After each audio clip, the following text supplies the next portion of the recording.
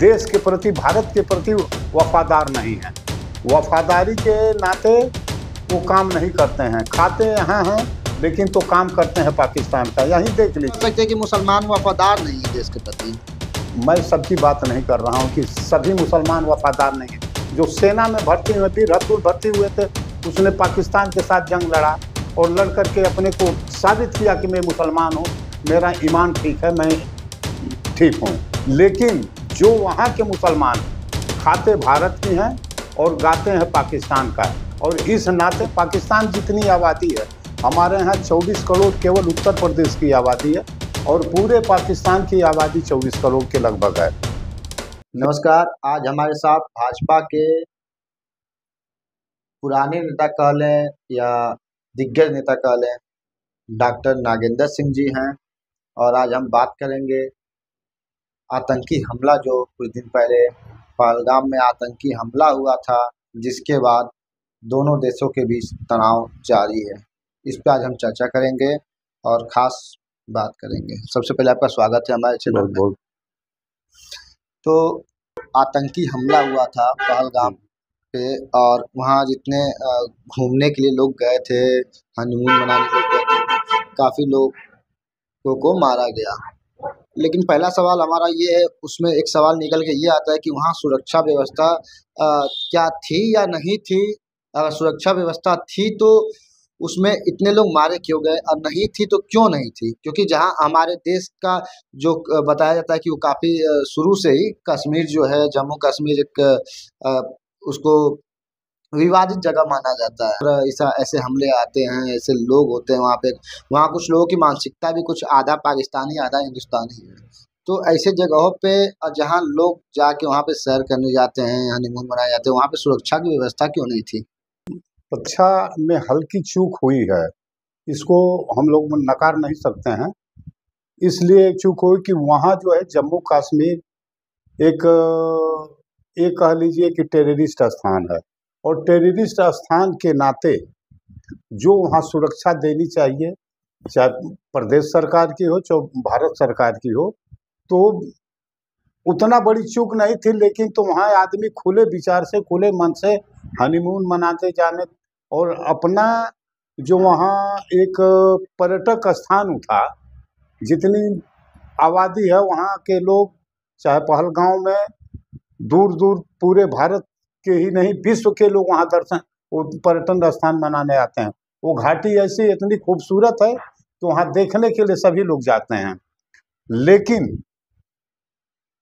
वहाँ आकर के आतंकवादी अपनी गतिविधि को सुरक्षित समझ करके उन्होंने जंगल झाड़ के तरफ से आकर के इन्होंने आतंकवाद फैलाया है। 28 लोगों की निर्मम हत्या की है, जिससे देश पूरा मर्माहत है।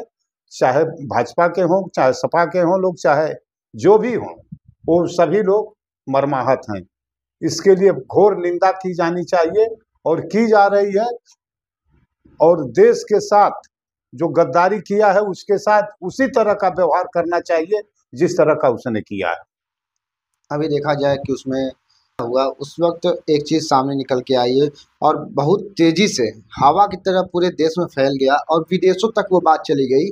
और एक चीज़ इसमें निकल के सामने आया कि मारने वाले ने जाति भी नहीं पूछा और न ये पूछा कि तुम कहाँ से आए हो, उसने धर्म पूछ के गोली मारी। ऐसा क्यों हुआ? ऐसा कुछ, लेकिन इस पहली बार ऐसी चीज़ आई है कि धर्म पूछ के गोली मारी गई। ऐसा है कि पाकिस्तान से जितने टेररिस्ट हैं वो, उनको धर्म से कुछ लेना देना नहीं होता है।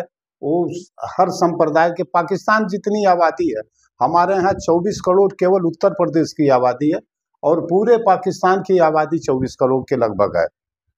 लेकिन तो हर घर में वहाँ आतंकवादी है और हर आतंकवादी के पीछे कुछ न कुछ टेररिस्ट लगे हुए हैं। तो इस तरह से जो ये धर्म को पूछ करके, क्योंकि धर्म को उस्काने का काम वो किए हैं, हर समाज के लोग वहाँ पहुँचे थे, लेकिन तो धर्म पूछ करके उनके ऊपर किसी के सर में गोली मारी गई, किसी के सीना में गोली मारी गई। अभी जल्द ही 6 फरवरी को शादी करके एक जोड़ा गया था हनीमून मनाने के लिए, उसके बीवी के सामने ही उसको गोली मारी गई। तो यहाँ तक कहाँ तक अन्याय सहा जा सकता है। मैं तो मांग करता हूँ पूरे भारत सरकार से कि जितना जल्दी हो सके इस करतूत का, इस व्यवस्था का, आतंकवादियों का इस तरह से सफाया हो जाए, इस तरह से सफाया किया जाए कि फिर आतंकवादी सर न उठा सके न कोई बात कर सके। एक सवाल वैसे देखा जाए कि आतंकवादी जो है वो हमारे देश में प्रवेश भी किए और ऐसी स्थान पे आके हत्या भी किए और सुरक्षित वहां से निकल गए। तो इसमें क्या कह सकते हैं कि इसमें अपने देश के अंदर के लोगों का भी हाथ है या वो खुद आए और ऐसी घटना को अंजाम दे के चले गए? कोई न कोई मिला हुआ है, कोई घर, कोई समाज के लोग वहां मिले हुए हैं, देश के प्रति, भारत के प्रति वफादार नहीं है। वफादारी के नाते वो काम नहीं करते हैं, खाते यहाँ हैं लेकिन तो काम करते हैं पाकिस्तान का। यही देख लीजिए। लेकिन एक सवाल अभी आप ध्यान नहीं है, देखा जाए तो उसमें जिन लोगों की हत्या हुई उसमें मुसलमान भी थे, और वो कैसे आप कह सकते हैं कि मुसलमान वफादार नहीं है देश के प्रति? मैं सबकी बात नहीं कर रहा हूँ कि सभी मुसलमान वफादार नहीं है। जो सेना में भर्ती हुए, फिर अब्दुल भर्ती हुए थे, उसने पाकिस्तान के साथ जंग लड़ा और लड़ करके अपने को साबित किया कि मैं मुसलमान हूँ, मेरा ईमान ठीक है, मैं ठीक हूँ। लेकिन जो वहाँ के मुसलमान खाते भारत की हैं और गाते हैं पाकिस्तान का, और इस नाते मैं कह रहा हूँ कि यहाँ से भी अब देख लीजिए, सरकार के अंदर यदि विपक्ष है तो क्या निभा रहा है, पाकिस्तान की तरफ से बात कर रहा है, वहां जाकर के भाजपा को हराने के लिए, सरकार को नीचा दिखाने के लिए उलझुल हरकतें करते हैं, जिससे कि आतंकवादियों का मन बढ़ता है, मनोबल बढ़ता है। उस मनोबल के हिसाब से आकर के वो अपना वो काम करते हैं, और इस वजह से इतनी बड़ी घटनाएं घटी हैं जिससे कि पूरा देश मर्माहत है। इसकी घोर जितनी निंदा की जाए कम है। अभी हमला भी हुआ था और देखा जाए तो विपक्ष का भी ये एक मुद्दा है और विपक्ष का भी ये आरोप है। प्रधानमंत्री जी जैसे पहलगाम हमला हुआ उसके बाद प्रधानमंत्री जी का बिहार दौरा था, प्रधानमंत्री जी बिहार तो चले गए लेकिन जम्मू क्यों नहीं गए? उनको जम्मू जाना चाहिए था क्योंकि वो हमारे देश का एक हिस्सा है जम्मू।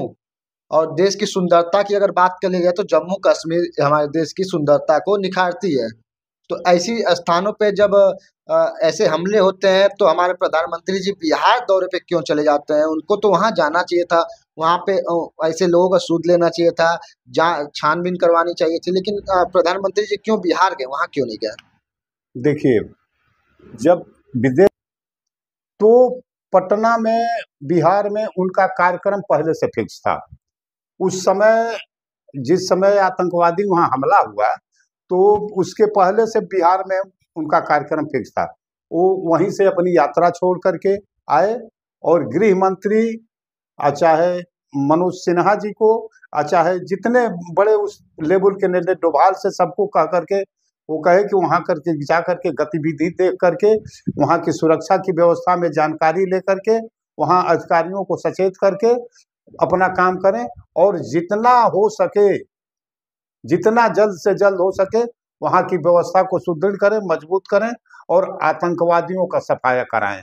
इस तरह की बात करके उन्होंने अपना निर्वहन किया है। अब देखिए, पूरा विश्व इस समय भारत की तरफ देख रहा है कि भारत क्या कर रहा है, मैं उसके साथ हूँ।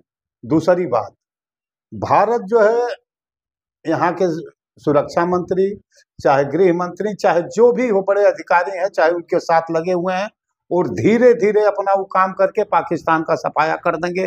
पाकिस्तान में फूट पड़ जाएगी, वहाँ की जनता खुद इस आतंकवादी हमले से 28 लोगों के मारे जाने के बाद, जो निर्दोष लोग हैं, लड़ाई में नहीं गए हैं, नहीं, वो अपना हनीमून मनाने के लिए गए थे, वो पर्यटन स्थान पर घूमने के लिए गए थे।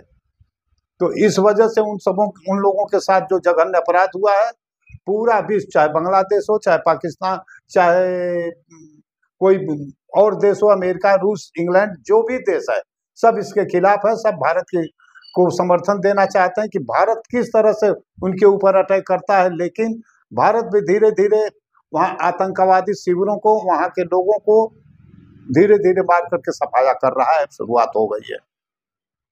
हमारे साथ डॉक्टर नागेंद्र सिंह जी थे और हमारी चर्चा हुई है इंडिया यानी भारत और पाकिस्तान के बीच जो तनाव बना हुआ है उस विषय पे। देखा जाए तो पहलगाम में तो हमला हो चुका, हमले के बाद पूरा देश जगा। और वहीं देखा जाए तो विपक्ष की जो बातें थी, किस तरीके से विपक्ष का आरोप प्रत्यारोप जारी अब तक है। तो उसी में देखा जाए तो अभी हाल ही में अन्य जो देश हैं, बात कर लिया जाए कि यूएई, अमेरिका या ये जो देश हैं, ये भारत को समर्थन आखिर क्यों कर रहे हैं? एक तरफ हमला हुआ और ऐसे पाकिस्तान को टेररिस्ट घोषित कर दिए हैं। तो ऐसे में भारत का अगला कदम क्या होगा, ये देखने वाली बात है। और भारत का अगला कदम किस दिशा में होगा, ये पूरा देश इंतजार कर रहा है। कुछ लोगों ने ट्वीट किया है, पूरा सोशल मीडिया पे एक ही ट्वीट चल रही है कि सर्जिकल स्ट्राइक किया जाए और पाकिस्तान में आतंकवाद का सफाया किया जाए। तो ऐसे में भारत सरकार किस कैसा कदम उठाएगी जिससे आतंकवाद का तो सफाया हो जाएगा और जो बेगुनाह हैं वो सुरक्षित रहेंगे। इसी तरह बने रहें वी टाइम्स के साथ। धन्यवाद।